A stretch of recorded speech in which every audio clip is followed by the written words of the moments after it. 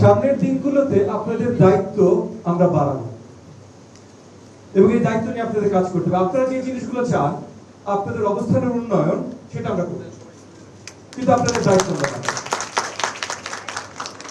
তো আপনারা যেমন আরো ভালো কিছু পাবেন, রেগুলারেশন বলেন, কম্পেনসেশন বলেন, আপনাদের প্রেস্টিজ অবস্থান বলেন, সোশ্যাল অবস্থান বলেন, সবকিছু যেমন আরো ভালো কিছু পাবেন, দায়িত্ব আরো বড়ভাবে নিতে হবে এবং প্রত্যেকটা জিনিসের দায়িত্ব নিতে হবে। আপনাদের আন্ডারে পুরো প্রাথমিক শিক্ষা ব্যবস্থা আপনাদের আন্ডারে, এবং আপনাদের দায়িত্বের পরিধি আরো বাড়বে, কারণ এখন শুধু আপনারা আমার 65,000 প্লাস জিপিএস মানে সরকারি প্রাথমিক বিদ্যালয়ে কাজ করছেন। সামনে প্রাইভেট গুলো আপনাদের মনিটরিং এর অধীনে আসবে, আপনাদের দায়িত্ব বাড়বে। ওইদিকে চিন্তা করতে পারেন আপনাদের মাতৃপরি একটু বাড়বে, জাস্ট না নেগেটিভ শব্দ ব্যবহার করতে চাই না, হ্যাঁ, আপনাদেরই কর্তৃত্বও বাড়বে। প্রত্যেকটা জিনিস একদম সঠিকভাবে হতে হবে, তামরুল না।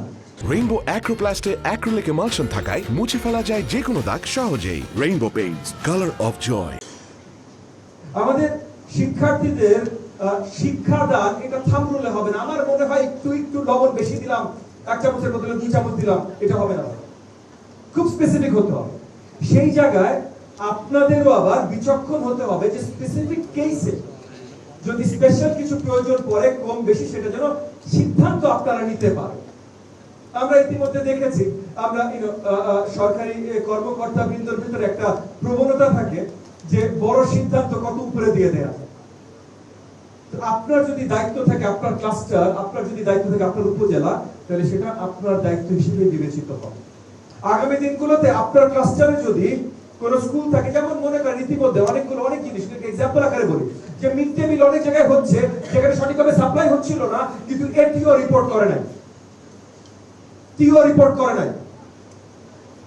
আগামী দিনগুলোতে এগেন, যেহেতু আমরা এই সরকার আপনাদের অবস্থানে পরিবর্তন আনছে, উন্নয়ন আনছে, সেই জায়গা থেকে আপনাদের রেসপন্সিবিলিটিও আর ফাঁকিবাজি হতে পারে না, সঠিকভাবে করতে হবে। এগেন আমি বলছি না আপনারা ফাঁকিবাজ, আমরা এক পরিবারের অংশ, কিন্তু আমাদের সকলের তাহলে নিষ্ঠার সাথে কাজ করতে হবে। স্কুলের কি অবস্থা, টিচারের কি অবস্থা, এডুকেশনের কি অবস্থা, আমাদের মিলের কি অবস্থা, মানে খাবার ঠিকভাবে পাচ্ছে কিনা, সবকিছু কিন্তু আপনাদের মাধ্যমেই হবে। এবং এখন আমাদের যে মনিটরিং আইপিএমআইএস আছে, এটা খুব ভালোভাবে কাজ করছে না। সেটার ইমপ্রুভমেন্ট কি কি দরকার আপনারা জানেন না, ফিল্ড লেভেলে তো আপনারা কাজ করেন। আমি স্কুল ইনফরমেশন কেন আইপিএমএস এ পাই না, আপনারা জানেন। আজকে এখানে এফএলএন এনএসএ সম্বন্ধে কথা হয়েছে। আমি এই গত 5 মাসে অনেকগুলো স্কুলে গেছি, যেই এনএসএ রিপোর্টগুলো, এফএলএন রিপোর্টগুলো ফেরত আসছে, এগুলোর বেশিরভাগই আমি গণনায় ধরি না। মোস্ট অফ দ্য টিচার্স, বেশিরভাগ টিচার যাদের সাথে আলোচনা করেছি, তারা নিজেরা জানে না যে পরীক্ষাটা কিভাবে নিয়েছে, কেন নিয়েছে এবং এটার উত্তর কিভাবে হয়েছে।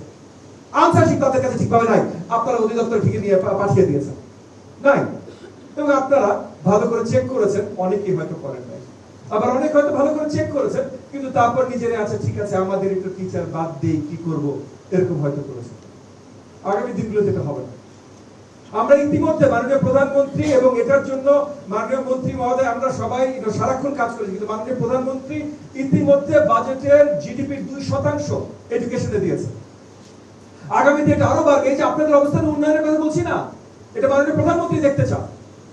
উনি ইতিমধ্যে বাজেট বাড়িয়েছেন, সামনে আরো বাড়াবেন, 5% চলে যাবে।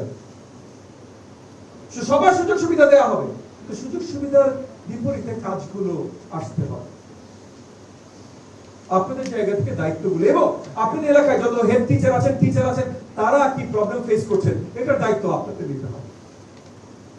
তাদের দায়িত্ব আপনাদের দায়িত্ব টিওদের দায়িত্ব ডিপিওদের দায়িত্ব ডিজির দায়িত্ব ডিজিডিপি কে সহযোগিতা করার দায়িত্ব সচিব মহোদয়ের, আমার, মন্ত্রী মহোদয়ের, আমাদের সকল। এক পরিবার, একভাবে কাজ হবে এবং আপনাদের কাজের সামনে এক্স্যাক্টলি কি কিভাবে হবে সেগুলো নির্ধারণের কাজ, ওই যেটা বললাম কামরুল্লাহ হবে না, স্পেসিফিক হবে। এই স্পেসিফিক নির্ধারণের কাজ ডিপি ইতিমধ্যে এটার সাথে এটাতে ব্যস্ত আছে। খুব শীঘ্রই আগামী মাসের ভিতরে হয়তো আমি প্রত্যেকটা ডিভিশনে যাব আলাদা করে, প্রত্যেকটা টিওদের সাথে তাদের কি কি কেপিআই গুলো কি মিট করতে হবে সেগুলো নিয়ে আলোচনার জন্য। তো ঢাকায় যখন বসবো আপনাদের সবার সাথে আরেকবার বসা হবে, আমি ডিভিশন আকারে বসবো। কিন্তু আপনারা প্রথম জিনিসটা মনে রাখেন ভাই, আমাদের সকলের একসাথে একত্রিত ভাবে আমাদের তো বিশাল দায়িত্ব আছে। এই বিশাল দায়িত্বটা একমাত্র তখনই আমরা ফুলফিল করতে পারবো যদি সবাই মিলে একসাথে নিবেদিতভাবে কাজ করি। আলাদাভাবে কাজ করলে এটা পারবো না। তো আমরা একটা প্রাথমিক শিক্ষা পরিবার, মন্ত্রীয় শিক্ষা পরিবারের অংশ, প্রতিমন্ত্রীয় শিক্ষা পরিবারের অংশ, সচিব, ডিজি সবাই, আমরা সবাই একসাথে, এখানে ভেদাভেদ নাই। এইভাবেই আমরা সামনের দিনগুলোতে কাজ করতে চাই।